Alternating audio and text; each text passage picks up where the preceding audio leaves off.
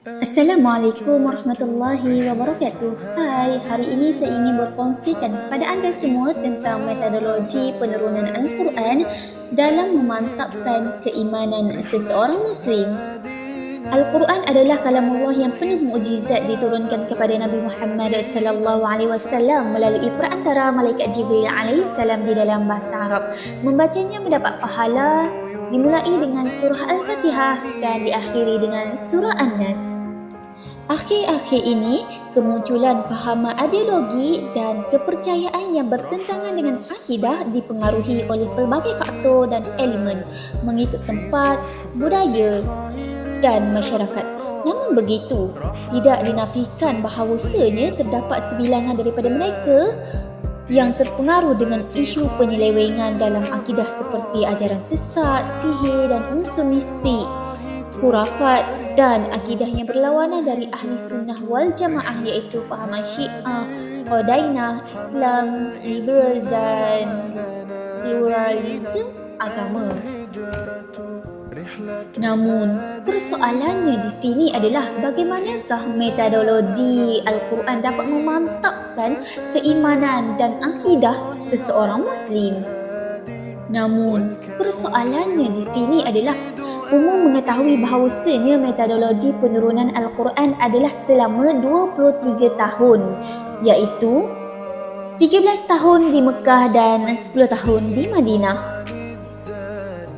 Ayat yang diturunkan di Mekah lebih memfokuskan tentang pemantapan akidah dibandingkan ayat yang diturunkan di Madinah lebih memfokuskan akan hukum hakam yang terdapat di dalam Islam. Ini menunjukkan bahawasanya betapa penting pemantapan akidah di dalam diri seseorang Muslim itu terlebih dahulu. Buktinya, penurunan Al-Quran selama 13 tahun di Mekah yang berkisarkan tentang akidah umat Islam. Antara ciri-ciri ayat yang diturunkan di Mekah adalah yang pertama menceritakan tentang seruan tauhid dan beribadah hanya kepada Allah Subhanahu Wa Taala serta membuktikan kebenaran risalah para rasul. Yang kedua menceritakan kisah Nabi Adam dan Iblis serta kisah para nabi dan umat terdahulu kecuali pada ayat surah Al-Baqarah. Yang ketiga ayat-ayat yang pendek dan mengandungi ayat yang bermula daripada huruf-huruf muqatta'ah kecuali ayat dalam surah Al-Baqarah dan surah Al-Imran. Yang keempat mengandungi lafaz ya ayuhan nas kecuali pada surah Al-Hajj yang menggunakan lafaz ya ayyuhallazina amanu. Yang kelima mengandungi ayat sajadah iaitu sujud tilawah terdapat 15 tempat di dalam Al-Quran. Yang keenam mengandungi lafaz kalla. Lafaz ini hanya terdapat pada separuh terakhir dalam Al-Quran dan hanya disebut sebanyak 15 kali sahaja. Yang ketujuh menceritakan tentang gambaran hari kiamat, syurga dan nikmat, neraka dan siksaan serta bukti-bukti terhadap orang-orang musyrik serta ayat kurniah. Seterusnya, metodologi Al-Quran menerusi kisah-kisah dan teladan yang baik iaitu qudwatun hasanah. Metodologi ini menggunakan contoh, perbandingan, tauladan dan kisah-kisah Nabi atau kaum terdahulu. Al-Quran juga menyampaikan kisah-kisah para Nabi yang mempunyai teladan yang baik untuk diikuti. Contohnya kisah Nabi Ibrahim dengan kesungguhan dan keberaniannya menghapuskan berhala pada zamannya serta dialognya menentang berhala dengan bapanya sendiri. Yang kedua, kisah Nabi Nuh yang berusaha dakwah dalam tempoh yang lama menentang amalan menyembah berhala termasuklah keluarganya sendiri. Begitu juga dengan kisah Nabi Saleh, Nabi Lut dan Nabi Musa yang mempunyai nilai teladan yang terbukti kesan sejarahnya untuk manusia meyakini akidah terhadap Yang Maha Esa. Di samping itu juga, metodologi Al-Quran menggunakan akal untuk berfikir dan mengkaji menerusi alam nyata. Al-Quran menerapkan akidah melalui arahan dan dorongan akal manusia untuk berfikir dan mengkaji alam nyata berpandukan panca indera. Fenomena ini terdiri daripada diri manusia sendiri yang bermula sebagai janin sehinggalah besar. Alam dunia termasuklah gunung, bukit, lautan, haiwan serta alam langit seperti bintang dan matahari. Melalui pemerhatian terhadap alam ini, manusia akan berfikir wujudnya Tuhan yang Maha Esa dan mutlak, sifatnya di sebalik ciptaan-ciptaan yang unik.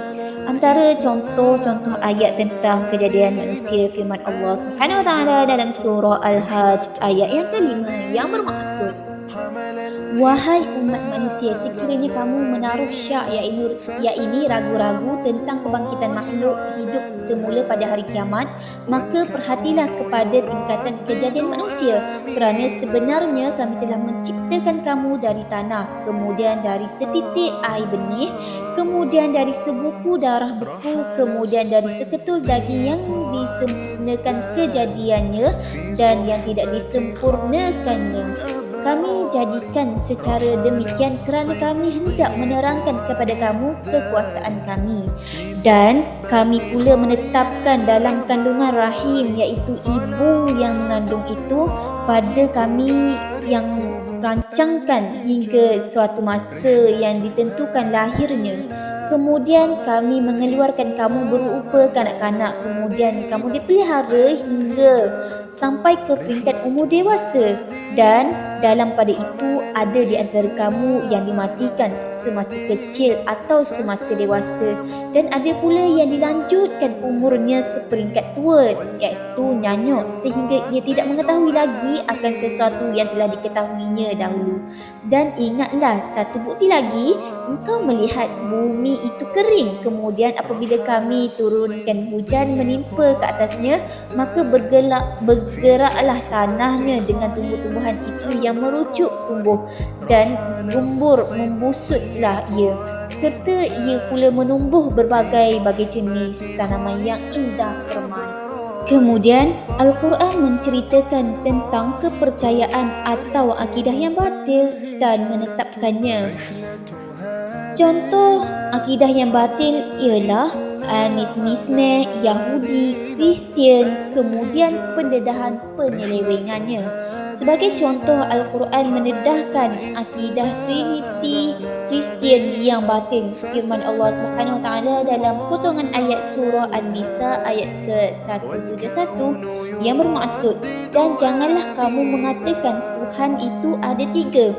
Firman Allah Subhanahu Wa Taala dalam surah Al-Maidah ayat yang ke-73 pula yang bermaksud, sesungguhnya telah kafir orang-orang yang mengatakan bahawa Allah adalah salah satu daripada tiga, padahal tidak ada Tuhan yang berhak disembah selain Tuhan yang Esa.